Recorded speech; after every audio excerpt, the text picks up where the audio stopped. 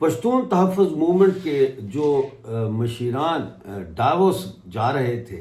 ان کو گرفتار کیا گیا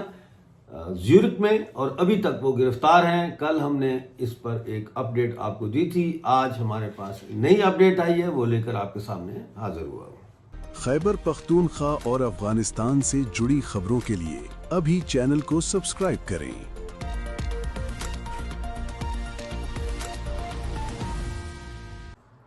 دوستو، آج جو اپڈیٹ ہمارے پاس آئی ہے اس کے مطابق یہ ہے کہ 4 لوگوں کو زیورک ایئرپورٹ پر سوئس پولیس نے گرفتار کیا تھا۔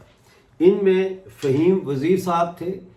شاہد کاکڑ صاحب ہیں، اور عالم زیب وزیر جو کہ علی وزیر کے صاحبزادے ہیں، ان کو گرفتار کیا تھا۔ ساتھ ڈاکٹر قاسم ابراہیمی صاحب کو بھی گرفتار کیا تھا، جن کو پھر بعد میں رہا کر دیا گیا، اور غالباً وہ لندن واپس لوٹ آئے ہیں معاملات کو دیکھنے کے لیے۔ جو ہماری تازہ ترین اطلاع ہے اس کے مطابق ان تمام جو گرفتار شدہ لوگ ہیں، یعنی فہیم وزیر صاحب، شاہد کاکڑ صاحب اور عالم زیب وزیر صاحب، ان کے پاسپورٹس بھی سوئس پولیس نے ضبط کر لیے ہیں، اور اس کے ساتھ ساتھ ان کے بینر، ان کے ٹوپیاں، جو پی ٹی ایم کی یہ والی ٹوپیاں ہیں، یہ بھی انہوں نے جو ہے وہ ضبط کر لی ہیں، اور اس وقت وہ ابھی تک ڈیٹینشن میں ہیں۔ کچھ پتہ نہیں چل رہا کہ سوئس پولیس کے کیا ارادے ہیں۔ فہیم وزیر صاحب جو ہے ان کا یہ ماننا ہے کہ انہوں نے وکیل کر لیے ہیں، جو ان کے مقابلے پہ فہیم وزیر صاحب اور پی ٹی ایم جو ہے ان کے وکیل بھی اب پیش ہونے کی تیاری کر رہے ہیں، اور خیال یہی ظاہر کیا جا رہا ہے کہ کھودا پہاڑ نکلا چوہا کی مثال جیسے ہم سنتے ہیں، ایسے ہی جو الزامات ان کے اوپر لگائے ہیں کہ یہ دہشت گردی کرنے آئے ہیں اور یہ وہاں وائلنس ان کا ارادہ تھا، یہ ساری چیزیں جو ہے یہ بے معنی اور بے مقصد اور جھوٹی ثابت ہوں گی، اور باعزت طور پر ہمارے پی ٹی ایم کے یہ جو مشیران ہیں یہ رہا ہوں گے، اور ان کا یہ واپس آئیں گے یو کے میں، کیونکہ یہ یو کے سے گئے تھے اور یہ یو کے میں ہی رہتے ہیں۔ ناظرین، ایک اور خبر اب سامنے آ رہی ہے کہ جرمنی اور فرانس اور دوسرے ممالک سے جو پی ٹی ایم کے دوست ڈاووس ورلڈ اکنامک فورم کے موقع پر وہاں احتجاج میں شرکت کے لیے جا رہے تھے، ان لوگوں کو بھی ایئرپورٹس پر روکا گیا ہے، یعنی ان کو سفر نہیں کرنے دیا گیا، اور اس قسم کی خبریں بھی آ رہی ہیں، لیکن اس کی ہم ابھی فی الحال تصدیق نہیں کر سکتے کیونکہ کمیونیکیشن کا بہت پرابلم ہے۔ ہم کوشش کر رہے ہیں گرفتار شدگان کے ساتھ جو ہے وہ کمیونیکیٹ کریں، تو جیسے ہمارے پاس کوئی اور اپڈیٹ آتی ہے وہ آپ کے سامنے حاضر ہوں گے۔ لیکن یہاں ایک سوال پیدا ہوتا ہے کہ دیکھیے، یہ پہلا واقعہ نہیں ہے۔ مجھے اچھی طرح یاد ہے کہ 1980 میں غالباً یا 81 میں جب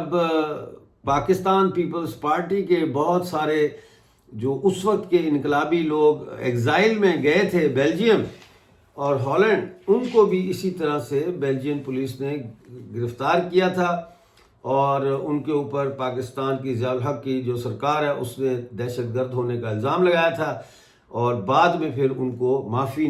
مانگ کر چھوڑا گیا، ان کو رہا کیا گیا۔ لیکن یہاں پہ مسئلہ کچھ اور ہے۔ یہ سوئٹزرلینڈ ہے، اور یہ ایک ایسی جگہ ہے جو کہ نیوٹرل کنٹری سمجھا جاتا ہے۔ دوسری جنگ عظیم میں بھی یہ نیوٹرل کنٹری تھا، اس نے نہ تو الائز کا ساتھ دیا، نہ ایکسس کا ساتھ دیا، یعنی نہ اس نے جرمنی کا ساتھ دیا، اور نہ ہی اس نے جو ہے وہ برطانیہ اور امریکہ کی جو فوجیں لڑ رہی تھیں ہٹلر کے خلاف ان کا ساتھ دیا، جنگ میں نیوٹرل رہا۔ تو اس لیے سوئٹزرلینڈ کی بڑی رسپیکٹ کی جاتی ہے کہ یہ وہ واحد ملک ہے جہاں پہ جنیوا میں United nation human right council کا جو ہے وہ سیشن ہوتا ہے، سال میں 3 دفعہ لوگ جاتے ہیں وہاں، پاکستان کے جو مظالم ہیں ان کا ذکر کرتے ہیں اور اپیل کرتے ہیں۔ وہاں پہ بہت سارے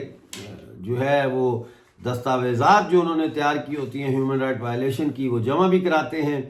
اور اس کی عمارت کے باہر جو بروکن چیئر کے نام سے بڑی مشہور وہ سپاٹ ہے، وہاں پہ احتجاجی مظاہرے بھی کرتے ہیں، اور یہ مظاہروں کی اجازت پہلے سے لی جاتی ہے۔ اچھا، اب مزے کی بات یہ ہے کہ یہ جو پی ٹی ایم کا ڈیلیگیشن جا رہا تھا یو کے سے یا دوسرے شہروں سے ڈاووس ورلڈ اکنامک فورم کے جو سیشن جہاں ہو رہا ہے اس کے باہر انہوں نے احتجاجی مظاہرہ کرنا تھا پیسفل، اس کی اجازت خود سوئس گورنمنٹ سے انہوں نے لی ہوئی تھی. اور یہی ایک بہت بڑا نقطہ ہے کہ جب آپ نے اجازت دی ہے ان کو کہ ٹھیک ہے آپ اتنے بجے سے اتنے بجے تک یا اس سپاٹ پہ آپ کھڑے ہو سکتے ہیں، بینرز کھول سکتے ہیں، احتجاج کر سکتے ہیں، تو پھر اچانک یہ پلٹی کیوں کھائی ہے سوئس گورنمنٹ نے؟ ظاہر ہے اس میں پاکستان کی ڈس انفارمیشن جو ہے وہ ministry I S P R اور پاکستان کا جو سول حکومت کا سو کالڈ دفتر خارجہ اور وزارت داخلہ، ان سب نے یہ کہانی گھڑی کہ پی ٹی ایم کے لوگ جو ہے یہ دہشت گردی کرنے جا رہے ہیں، ان کو روکو، ان کو پکڑو، تاکہ پاکستان کا جو وفد ورلڈ اکنامک فورم میں شرکت کرنے کے لیے جا رہا ہے اس کو کوئی خزیمت نہ اٹھانی پڑے، اس کو شرمندگی نہ اٹھانی پڑے اور یہ پروٹیسٹ نہ ہو سکے. اس کے باوجود ہم دیکھتے ہیں کہ یہ پروٹیسٹ روکنے سے یہ بات اور بھڑک اٹھی ہے، اور جس کو نہیں بھی پتا تھا کہ پی ٹی ایم کے دوست وہاں پروٹیسٹ کرنے جا رہے ہیں، ان کو بھی اب اس حوالے سے یہ معلومات چلی گئی ہیں کہ کس قسم کی ناانصافی کی گئی ہے پی ٹی ایم کے لیڈران کے ساتھ. یہاں ایک اور بات بڑی امپورٹنٹ ہے، اور وہ یہ ہے کہ جس طریقے سے انہوں نے یہ کارروائی کی ہے سوئس سرکار نے، عدالت میں یہ مقدمہ جیت نہیں سکتے. یہ کوئی پاکستان نہیں ہے جہاں جج خرید لیے جائیں. ٹھیک ہے انہوں نے ایک حماقت کی ہے، یہ ان کی احمقانہ نی جرک ریاکشن ہے. یعنی وہ نی جرک ریاکشن کی ایک مثال میں انگوٹھے سے کونی سے دے دیتا ہوں کہ ڈاکٹر جب ایسے چیک کرتا ہے نا، ادھر مارتا ہے تو یہ ایسے ہوتا ہے، ایسے مارتا ہے تو ایسے ہوتا ہے. اس کو کہتے ہیں جب گھٹنے میں ماریں تو اس کو کہتے ہیں نی جرک ریاکشن. تو یہ ایک نی جرک ریاکشن تھا، انہوں نے جو گرفتاریاں کی ہیں، لیکن یہ انسانی حقوق کی سرن خلاف ورزی ہے، خاص طور پر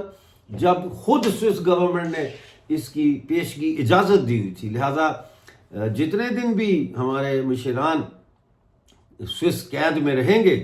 اتنے دن کی کمپنسیشن دینی پڑے گی سوئس گورنمنٹ کو، اتنے دن کا ہرجانہ دینا پڑے گا. اس کے علاوہ جو ذہنی تشدد کا شکار ہوئے ہمارے دوست کہ آپ کو کچھ پتہ نہیں ہے آپ کا کیا بنے گا، آپ کو گرفتار کر لیا ہے، ایک چھوٹے سے جو ہے وہ باکس نما کمرے میں آپ کو رکھا گیا ہے، یہ جو ذہنی ٹارچر ہے اس کا ہرجانہ بھی سوئس گورنمنٹ کو دینا پڑے گا. اور اس کے علاوہ جو ڈیفیمیشن ہوئی ہے، جو آپ نے پی ٹی ایم کو عالمی سطح کے اوپر بدنام کرنے کے اندر جو پاکستان کی سہولت کاری کی ہے، حالانکہ پی ٹی ایم کا کوئی ریکارڈ دہشت گردی کا نہیں ہے. مشر منظور پشتین نے ہمیشہ non violence, peaceful protest, peaceful marches, peaceful sit ins یعنی دھرنے جو ہے ان کے وہ کیے ہیں، یا پی ٹی ایم نے جہاں بھی ہوا یہ کیے ہیں. آج تک کوئی ایسا ثبوت نہیں ہے کہ پی ٹی ایم نے پرتشدد جو ہے وہ کوئی کارروائی کی ہو. تو ایسے میں جو آپ نے بدنام کیا ہے پی ٹی ایم کو، یہ ڈیفیمیشن کا جو ہے کمپنسیشن یہ بھی ان کو ملے گا، ملنا چاہیے، اور یہی میں سمجھتا ہوں کیس ہونا چاہیے، تاکہ آئندہ جو ہے کوئی سرکار جو ہے اس قسم کی بے وقوفی کرنے کی کوشش نہ کرے. تو آپ کمنٹس میں ضرور بتائیں، پلیز ویڈیو کو لائک اور شیئر کریں، چینل کو جوائن کریں اور کمنٹس ضرور کریں. بہت شکریہ. ملتے ہیں اگلی اپڈیٹ کے ساتھ. اس وقت تک کے لیے مجھے اجازت دیجیے. اگلی ویڈیو جو آ رہی ہے اس کے اندر میں آپ کو بتاؤں گا کہ کس طرح سے جو خیبر پختونخوا ہے اس کو لوٹا جا رہا ہے. اس کی تفصیلات آج جو ہے وہ P T M fan page نے جاری کی ہیں، وہ میں لے کے آپ کی خدمت میں حاضر ہوں گا. بہت شکریہ. اپنا خیال رکھیے.